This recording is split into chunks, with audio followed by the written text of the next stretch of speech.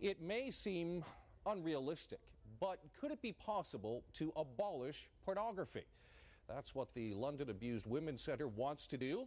And it's not just taking aim at XXX movies. With more, I'm joined now by Priya Mann. Priya, what's going on here?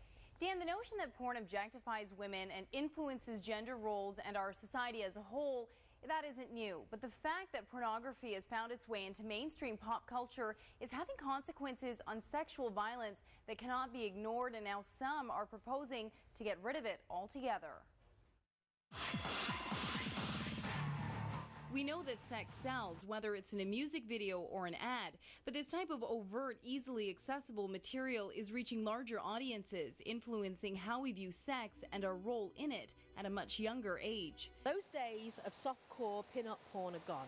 Today, when your average boy types porn into Google, he comes up with body-punishing, cruel, debasing, dehumanizing sex. And it's become standard fare on almost any channel. Today, soft porn is no longer relegated to adult shops.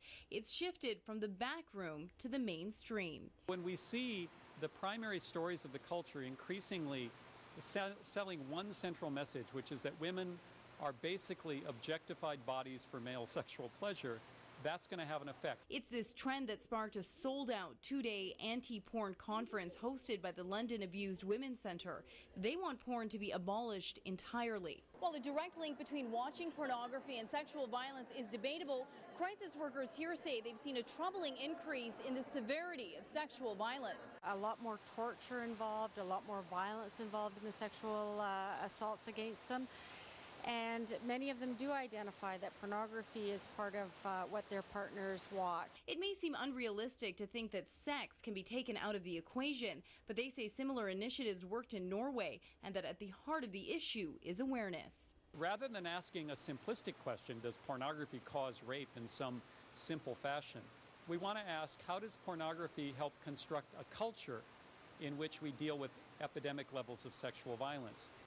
Now, this is one of the first anti-porn conferences to be held in London, and it's really to get people to start thinking about what it is they're consuming and how it's affecting their view of women and sex. Dan? All right, thank you, Priya.